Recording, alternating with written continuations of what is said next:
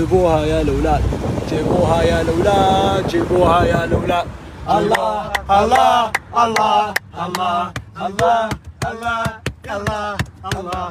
جيبوها يا الأولاد، جيبوها يا الأولاد، جيبوها يا الأولاد، جيبوها يا الأولاد.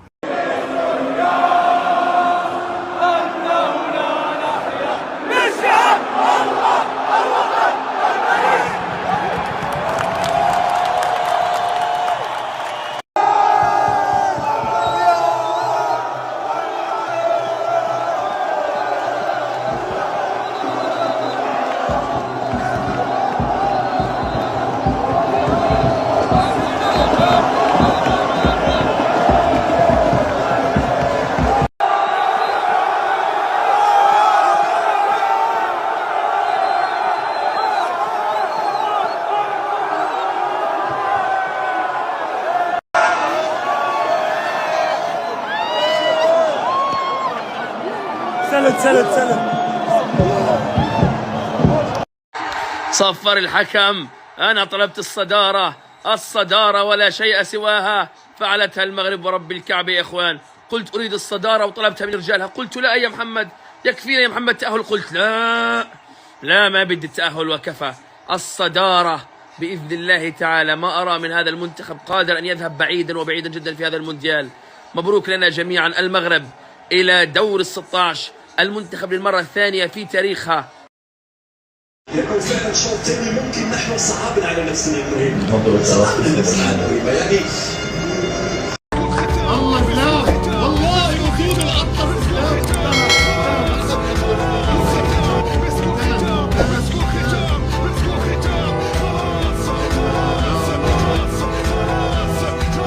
ألف مبروك لأخواننا المغاربة بتصدرهم مجموعتهم القوية، ولكن بحضور أسود الأطلس طلعت مجموعة طقيعة تصدرها غصبا عن شواربهم.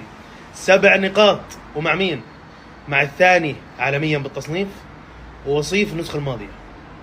طبعا بغض النظر انه كان وصيف هيك بالصدفة، بس كرواتي فريق قوي وهيو بلع وطلعت بلجيكا.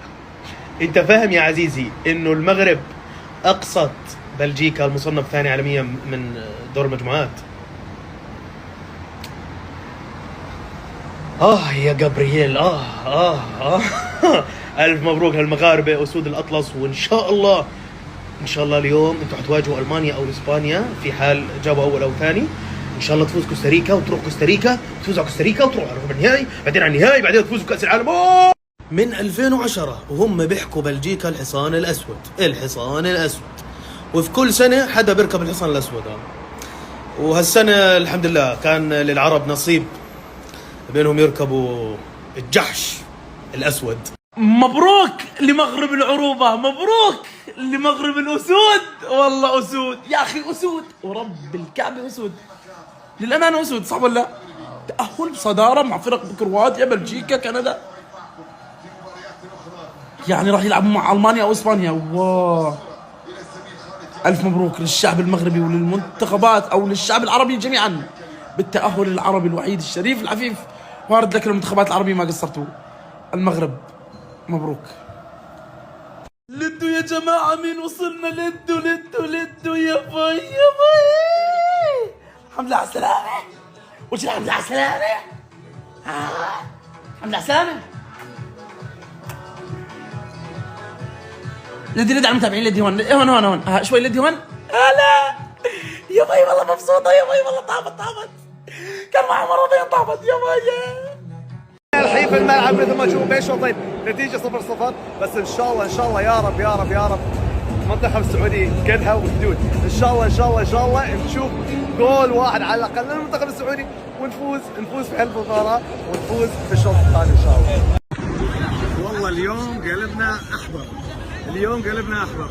يعني جايين نشجع المغرب. امس شجعنا تونس، وبالامس شجعنا بعد السعودية، واليوم منتخبنا العربي المغربي. ان شاء الله يا رب يعملها ويتأهل ان شاء الله، ونقول مربوحة يا المغرب.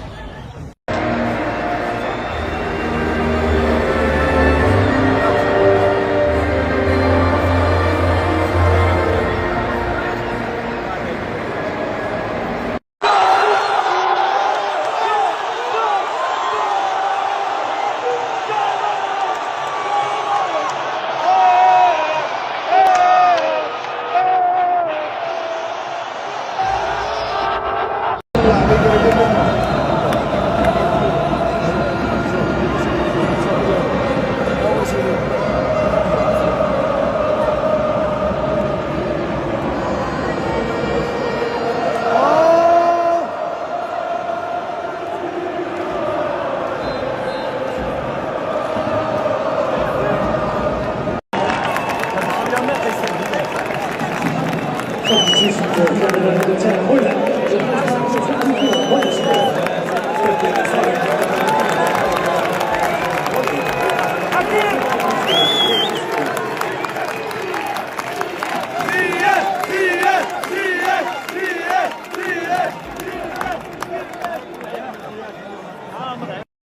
مساء الخير، يعطيكم العافية. متوجهين إلى استاد الثمامة ولمساندة أملنا الوحيد كعرب كمسلمين المنتخب المغربي.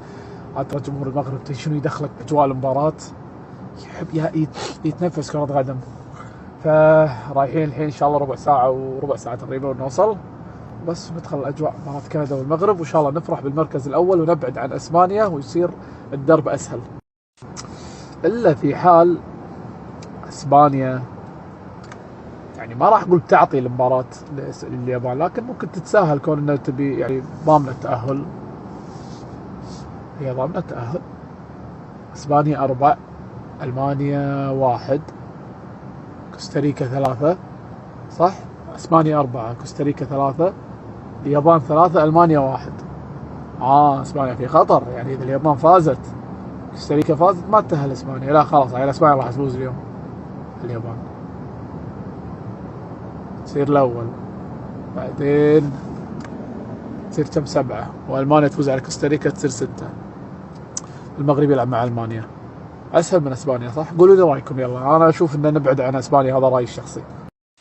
جماعة بقول لكم شيء، أنا أتوقع وأعتقد إذا خلص كأس العالم اللي في قطر ممكن أدخل في حالة اكتئاب. والله ما أتغشر. يعني اي مباراة يعني تقدر تحضر كل المباريات. تخيل انك تقدر تحضر كل المباريات. كاس العالم الجاي وين؟ امريكا، كندا، المكسيك. يا رجل لو بس بامريكا اذا انت محظوظ هذا انت تعبان حدك تحضر مبارتين 3 مباريات. لو كاس العالم بس بدولة واحدة اللي هي امريكا. تخيل ان كاس العالم موزع بين كندا، مكسيك، امريكا. يعني مبارته يعني ما ادري شنو التعب اصلا اللي بتحسه. يعني انت حدك يمكن بالاسبوع مباراة، هذا انت تعبان جسديا مرهق. وفوق هذا ان كاس العالم الجاي مو 32 فريق، 34 فريق، وتتقسم المجموعات اعتقد 16 مجموعة، كل مجموعة فيها 3 فرق.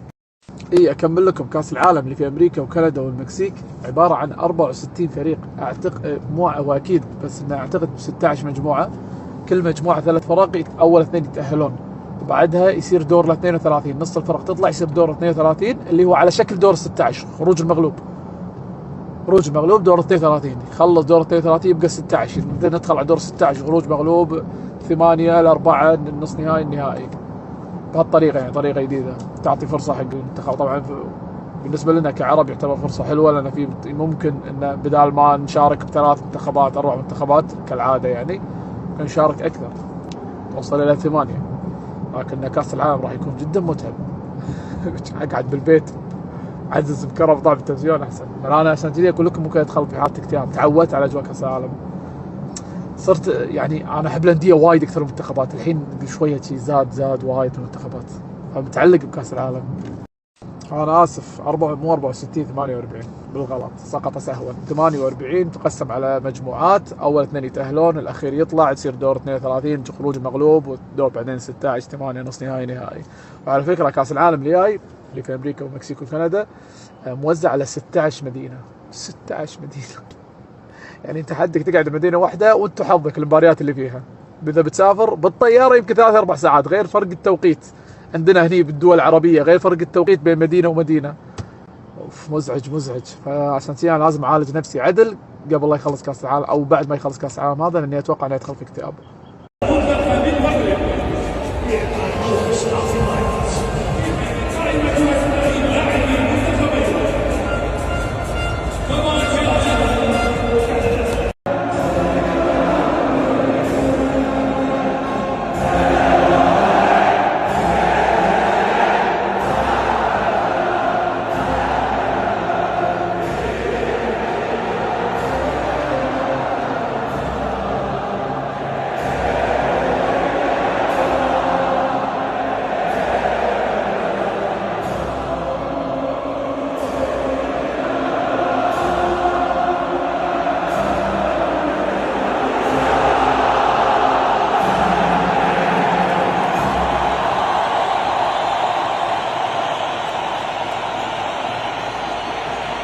قصة مباراة المغرب فوزها، ألف مبروك. هيك المغرب تصدرت مجموعة وتأهلت الحمد لله. كان نفسي أروح نحتفل مع بعض بسوق واقف أو بكتارة، بس المشكلة في عندنا مباراة لازم أحضر بين ألمانيا وكوستاريكا، ولازم أطلع على البيت بعده 35 كيلو كثير بعيد، لكن نحتفل بأيام ثانية إن شاء الله. ألف مبروك.